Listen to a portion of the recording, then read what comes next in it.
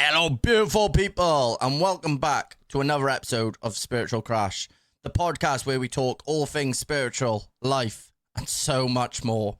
I am your host, Gethin Mayers, and today we are going to be talking about addiction.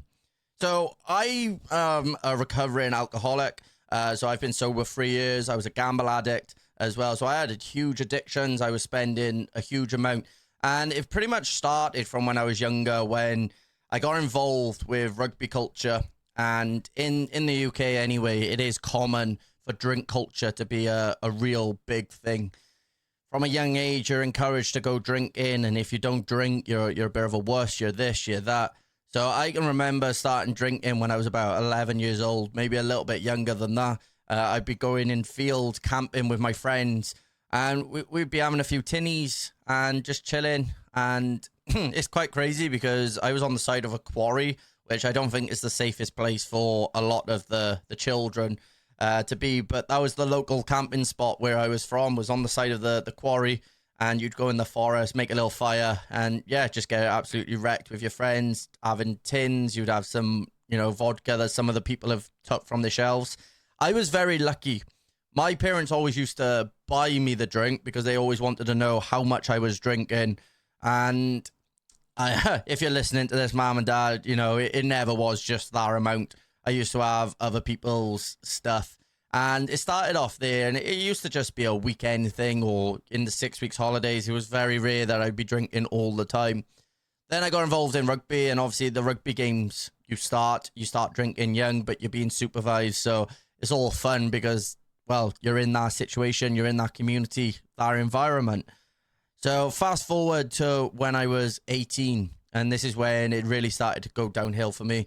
So the gambling wasn't really there until I became 18, obviously, because I couldn't sign up to the accounts or anything. But basically, I had an ankle injury that changed my life, and it still affects me today, but it's the best thing that's happened to me. So this ankle injury, I separated my ankle from my foot. I tore all my ligaments, all my tendons in my ankle, and my ankle came clean off my foot. This was the end of my rugby career, and funny enough, literally the next month I was off to uni. So being able to not move and going to uni where it's an environment full of young people drinking heavily, yeah, you can only imagine what happened. So my uni experience up in Cheltenham was quite an interesting one. So I went to, I think it was 2 lectures the whole time I was there. I literally used to wake up, go to the kitchen, and I would sit down in the kitchen, and it started off quite normal. Well, I say normal. Freshers week, I drank a whole keg of San Miguel to myself because I couldn't go to my lectures, and because of the pain in my ankle, because I wasn't able to move, all I was doing was just drinking because it was socially acceptable to start drinking early in the morning because the student bar was open early in the morning. 9 o'clock, the student bar was open. So I used to roll out of bed, go to the kitchen, and if I didn't have drink in the kitchen, I'd head over to the student bar. And this is where the story of during freshers, I drank a whole keg of San Miguel to myself. I was averaging, it got about 30 pints a day, 30 to 40 pints. And it got to the point where I put on a lot of weight, and I didn't realize I put on a lot of weight. And this was due to the fact that I wasn't in a good place mentally, because when I had the ankle injury, my whole life felt like it just came crashing down. I had nothing to live for because I literally was living for rugby. So this happened, and then obviously money issues started to become a problem up in uni because I was spending all my money on drink. So then I wasn't eating properly. So I was eating literally beans on toast, or I would go and have a McDonald's or KFC, I was being very lazy and stuff. So this is where the gambling started to happen. So I started to gamble, and it started off with little bets like roulette, just so I could pay for my night out, or I could pay for my next beer, pay for this, pay for that. And then the thrill, the excitement, the addiction of winning, because I used to win a lot. When I used to gamble, I used to bet on roulette, and I don't know, I used to win. Anytime I needed to win, it was like the universe always had my back, even back then. And it's crazy to think that I was winning that much. I used to get more of a thrill when I lost. So fast forward now, I'm super depressed when I'm up in uni. I had multiple attempts, and I'm still here. I'm like a cat. So I was a proper addict, but I didn't realize I was addicted to it because I was, in that environment. By the worst of my addiction, I was 128 kg. I was spending 1,500 a week on roulette, because like I said, I was winning a lot, and this went on for about 3 years. This addiction, my drinking, I was spending £100 on Jaeger bombs. I was spending, oh god, about 600, £700 on pints. That's not including pints and whatever. That's not including taxis, entry to clubs, food. That was just straight out on drink. And like I said, I was drinking about 3 bottles of spirits a night, £100 on Jaeger bombs, and yeah, anywhere from about 30 to 40 pints. And it's crazy because no matter how much I used to drink, it was just like I was dull. I was numb. And I know that my mental health and stuff, it did have a massive impact on the drinking, but I didn't help myself. And I was damaging myself more by indulging into it, in being in that environment. So when I dropped out of uni, I came home and the food situation got sorted, but the gambling and the drink was still there. I was having about 2 to 5 pints before going to bed to help me sleep. On the weekend, I was still on it, £600, £700. But this time, the difference was I had my own company, so I had more money. So I was able to spend more money, which, yeah, looking back now, is I should have probably just capped my wages. But where I had my own company, I was doing good for myself. So it's crazy how it affected me. Like I said, I had multiple attempts. So the drink, it was just a temporary fix. The gambling, I was having more high when I was losing my money rather than gaining it because I was winning so much. And people look at me and they're like, that's crazy, that's stupid. But I was reading a book recently and it summed it up very well. It's not actually the winning or losing that gives you that dopamine hit. It's the actual putting the bet on. And when I heard this, I was like, oh my God, that is so true. It's not the effects of the alcohol. It was the thought of drinking that was giving me that dopamine. So it's crazy because I was horrible. I was an angry person. I was always angry. I was always all over the place. I was here, there, everywhere. I didn't have no purpose in my life and everything was very cloudy, foggy. I was looking back at old videos and I was looking at my eyes, for instance, and my eyes were so dead. There was nothing going on behind those eyes, nothing going on behind those thoughts. And I look at videos now and I'm like, oh my God, I'm full of life. I'm 3 years sober and I'm absolutely full of life. And it's quite sad how much of a brave face I was putting on back in the day.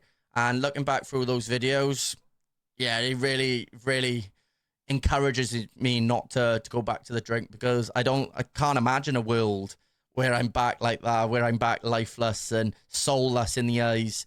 And I realized that I wasn't really helping people when I was in that state of mind. I was affecting people. So my mom, and she always had to used to walk on eggshells around me because I was so short-tempered, I was so angry, I was so low. And we had to be careful what conversations we used to have because at any moment I could snap. Me and my dad used to clash constantly because I was in this mindset that I hated everything going on. I hated life. I hated this. I hated that. And any little thing that he said, we'd just be banging heads because it would just be all this built up rage. My brother, I didn't have a good relationship with my brother. I used to just, when he was in the same uni as me, the only time I used to go and see him was to get more drink. And I'd finish that drink by the time I got back to the uni accommodation. Because my brother wasn't a big drinker. He used to have quite a big drink collection. And I used to finish the bottle before I got to the uni accommodation. And that was the only time I would see him. So there's lots of negatives with it. I was very sluggish. I put on loads of weight. I was just not in a good frame of mind. My money management wasn't very good. Even though I was winning, I was putting it all back into the roulette, column 3, or like column 1. And it got to the point that, I I was just drinking to try and get on the level of other people because I just couldn't get drunk anymore. So fast forward to 2022 New Year's countdown. So it's 2021, the countdown's just begun. And something clicks inside me. That I can't keep living this life. I can't keep living it. It's probably the fact that in November, I had my last attempt. I was gone. I kicked the bench away. It was the other side of the room. And I was hanging from the ceiling. And I blacked out. And I thought I'd finally done the job that I'd been trying to do for such a long time. And I woke up and the bench was back under my feet. There's no explanation how this bench got back under my feet. But I am so grateful that it did. Because this bench was on the other side of the room, flipped over. There was no one around or anything. And yet the bench came back under my feet and I woke up. The rope got loose again. So, I don't know. Someone must have been watching over me. I don't know. But this was the probably the turning point I needed to be able to get where I am today. So, I just carried on living my life because I was like, well, I'm going to be miserable for the rest of my life, blah, blah. So, I went all the way through December. Absolutely miserable. And it's crazy to think that I just had this light bulb moment. Like someone flicked a switch that if I can't even do that right, I need to do something to make me feel better because I can't keep living my life like this. And that's all it takes sometimes is that one moment in your mind to be like, I do actually truly want to help myself. Because a lot of people, they don't know they have a problem. They're in denial of the problem. And as soon as we're able to accept the problem, that's how you can overcome the problem. So I learned I was an alcoholic. I learned I had a gamble addiction. So on New Year's, I said, right, I'm going to keep drinking all the way up until New Year's. As soon as that clock strikes, I'm not going to have any more to drink. Obviously, the clock struck. I still carried on drinking. But January the 2nd, right, I am now, that's my sober date. It was January the 2nd because the New Year's clock, went, and obviously 12 o'clock, 1 o'clock, 2 o'clock, you're still going to be throwing the pints back down you. So January the 2nd is my sober date. I've been sober 3 years now just because I wanted that change, because I made that realization that I can't keep living like this and something has to change. So it was the hardest time of my life. It wasn't an easy part at all. And the boys around me that I was bothering with, I haven't got no hard feelings against them. They're absolutely amazing people, but I don't think they understood how bad of a state I was in, because a lot of them, when I started drinking, stopped drinking, they would try to encourage me, or they'd be like, oh, do you want a pint, blah, blah, blah, do you want this, do you want that, you sure? You know how people are. It's more sociable to drink than it is not to drink. It's socially acceptable to drink and have a problem than it is to be sober. And I think that's what's wrong with the country at the moment is, how does that make sense? Something that's poisoning you, damaging you, hurting the brain, hurting the body, causes violence, causes all these problems, is more socially acceptable than someone trying to better themselves, someone actually looking after their health, someone trying to recover from an addiction. It don't make sense to me either, but this is the society we live in. So the first thing I did was I blocked all the gambling apps and stuff. So I blocked it on my bank card. So they're still blocked today, because I know if I get into gambling again, then it's just going to be a slippery slope for me. So they're still blocked today. Every bank account I have, they're blocked. Then you've got the alcohol. So what I used to do, I always used to be the designated driver. I know I never drunk and drove. So I'd always leave my car, or I'd get my mum to give me lifts, which is probably a good thing. And it's been drilled into me that I don't want to be putting other people at risk. I don't want to be putting other people into danger. So this thought in my head that I would never drink and drive, not even have a sip and drive, always helped me. So it's about recognizing the problem first and getting the help if you need the help. Me personally, I did it on my own. Probably the worst mistake I could have done, going cold turkey, doing it on my own. But if I'm honest, I didn't realize there was support out there. There's not really talked about because it's so socially acceptable, and they don't think that it's an addiction until, like you're really like drinking, you know, every single day. You're doing this, but if you are thinking about your next drink, you have a problem. And sorry to tell you this, but if you're thinking about, like, during work, you're like, oh, I can't wait to go home and have a drink. If you're driving your car in the shops and you're like, oh, I can't wait to drink this, or I can't wait until I can neck that bottle of wine or drink this bottle of wine, you have a problem. And I think this is where society has really messed everything up, is the fact that we don't realize when we are actually addicted to something. Like, a lot of people say, oh yeah, I could go weeks, months without it. But even if you're thinking about it and you're thinking about your next drink, that's the sign of a start of the addiction. That's the sign that you're craving something that you know you shouldn't have, or you're craving the next time you're going to be having that drunk feeling.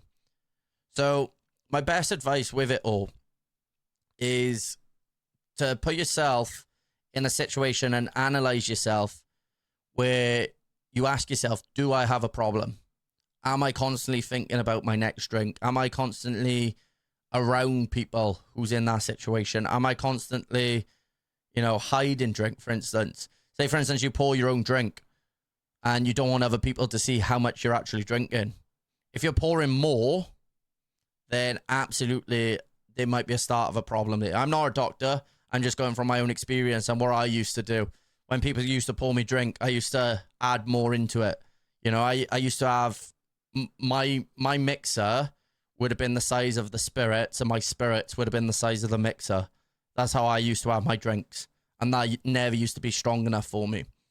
And when I gave up drinking, the effects are crazy. I noticed my life coming back to my body. My head started to get clearer thoughts. I didn't have foggy mind all the time. The amount of weight I lost just from giving up, I lost 25 kg just from giving up the drink. Because you do the maths, each pint has about 300 calories. I was drinking 30 to 40 pints a night, plus spirits, plus the food. Because obviously when you're drunk, you want a greasy kebab, you want KFC, you want all this greasy food at the end of the night. You do the maths, how many calories that is. So I lost 25 kg just from cutting out the drink. A lot of people, I don't know whether going cold turkey like I did would work. So like for the first couple of days, I had like proper shakes, like withdrawals. It didn't get to the point where I had to go to the hospital or anything like that, but I was proper, oh God, my emotions and my mood and everything was all over the place. It was not a very good couple of weeks for the first time. The temptation was high. So like during the first year of trying to give up, I probably had 700 to 800 near cases where I was like, oh, I'll just have one drink. Oh, one sip won't hurt. And I was telling myself that, like, even if I just drink at like birthdays or Christmas or holidays, it's I was giving myself an excuse to start drinking. So once I snapped out of that mindset and basically said, right, I'm not drinking at all, not even on these special occasions, I'm only going to drink water, this is where the big improvements start to work. Because when I used to say to myself, oh, I'll only have it at this event, I'm still giving myself access to it. Because if I started drinking at those events, who's to say that I'll be like, oh, well, it's a Saturday, that's a special occasion, I'll start drinking on a Saturday, all the boys are drinking. You're giving yourself a reason to start drinking. So it's the same with cigarettes. I've never smoked, luckily. I've never vaped. I've never done any drugs or anything like that. So it's one of these things that if you give yourself an excuse to do it, so for instance, if you're trying to give up smoking and you're like, oh, I'll only smoke if I've had a drink, you're giving yourself a doorway back into that bad habit. You're giving yourself a doorway, a gateway to that addiction. And this is something I've had to realize is you got to cut out the opportunities that you have to put yourself into that position. And that's the best advice I can do and give to you from a personal experience. Obviously, the professionals might tell you something different for addiction and stuff like that. But for me, the best way I did it was by putting myself in that difficult situation and building my mental toughness with it.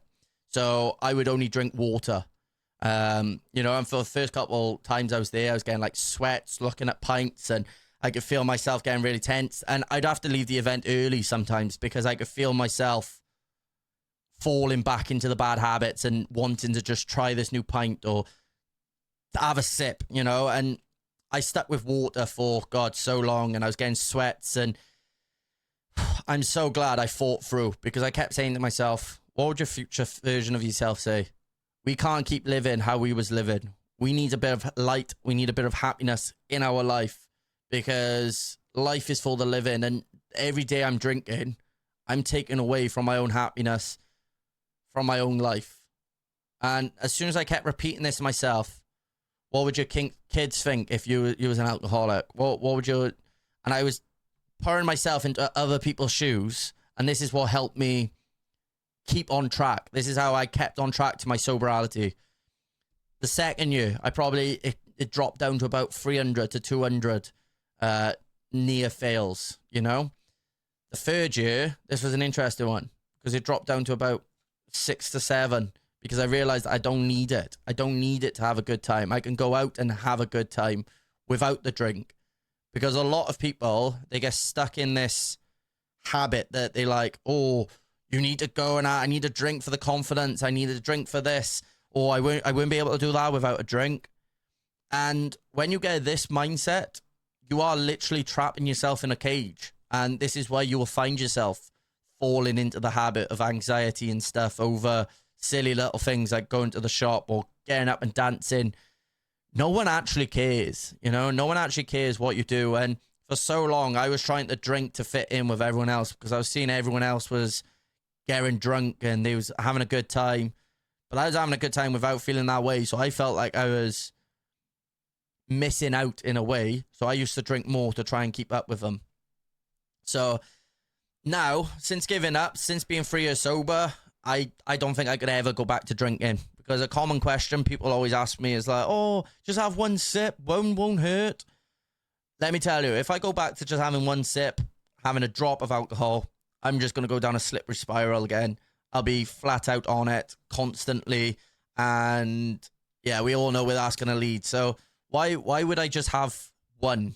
And like, what a silly thing to say to someone who's openly told you they're an alcoholic. They're used to be an alcoholic. They've been 3 years sober. What a silly thing to say to them. Or just have one won't hurt. You don't know the circumstances. So I used to be this person. Until I understood it for myself. And there was a occasion every time someone would say to me, oh, I'm not drinking tonight, my first question would be, why?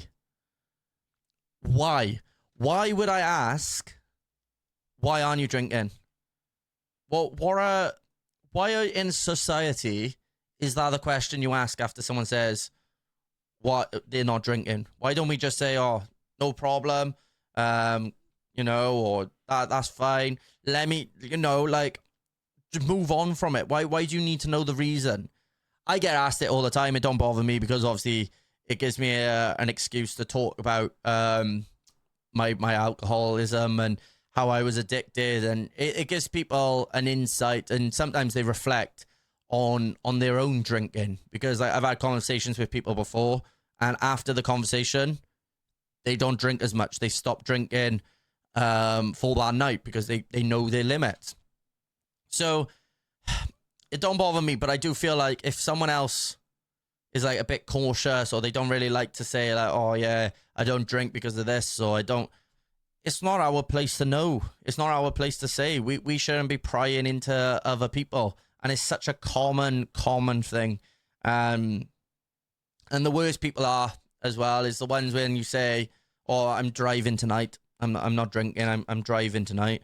And they go, oh, 5 and drive. That's all right. No, it's not. It's not all right. 1 and drive is not all right. You don't know your tolerance. You don't know on that day whether you haven't had food or the side effects. And you're putting other people into danger. Other people that you could cause harm. You could take someone's life, and then you got to live with them consequences. Worst case, you could take your own life and someone else's. So No. 1 and drive, 5 and drive. No, you're an idiot if you do that. And I'm sorry if that offends anyone, but the truth hurts. The truth does hurt.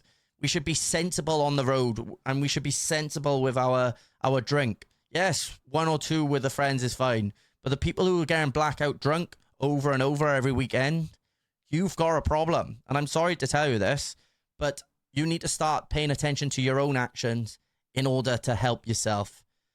So that's my little insight to my addiction and stuff. Don't get me wrong, I have days, and I really do, feel like, oh my God, I could really do with a pint. Like this year, I've had it once.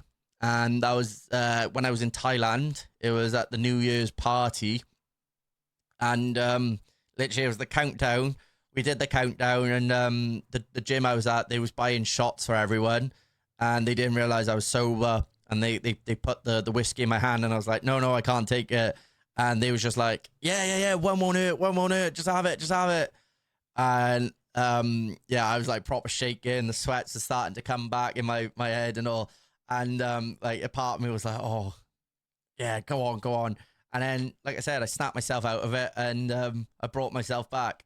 I brought myself back to, look how far I've come. Look how much weight I've lost. Look how happy I am. And when you start focusing on the positives, giving up the addiction is so much better. If you've got a gambling addiction like I had, I spend all my money now on tattoos and traveling. When I was a gamble addict and an alcoholic, I wasn't able to afford the tattoos. I wasn't able to give up the traveling. I wasn't able to have time away because all my money was tied up in gambling and drink. But like I said, some people are worse off than me. Some people are really far gone, and they don't like helping themselves. And if you don't want to help yourself, you're never going to get the help from other people. People could tell you almost anything. They could bend over backwards to try and help you. If you don't want to help yourself, you're never going to change. So I hope you've learned something from this episode of Spiritual Crash. I know it's a little bit longer than we normally do, but I feel like addiction is such a up and coming thing, and I want to be an inspiration to people. I want people to use my story to realize how far gone I actually was, and I managed to pull myself back. I want people to know that I'm able to do it. So are you. You're able to do it as well, and you're going to do it better than I ever could. And it all starts with believing in yourself, because if one person believes in you, you're capable of anything. And I believe in all of you. So let me tell you, if any of you are struggling, any of you need a message, just drop me a message. I'll help you out. I can. I'll give you a bit of guidance, tell you what worked for me. But what worked for me isn't going to work for everyone. So you've got to find your own reason, your own why you're doing it, why you're giving up the addiction, why you're moving forward. Why do you want to do it? Is it for the people around you? Is it for your future? Is it for yourself? The most important one out of all those is doing it for yourself, because it's all good doing it for other people. But what's going to happen if then people go away? Say, for instance, you're doing it for your mum, and then your mum passes away, unfortunately. Who are you going to turn to?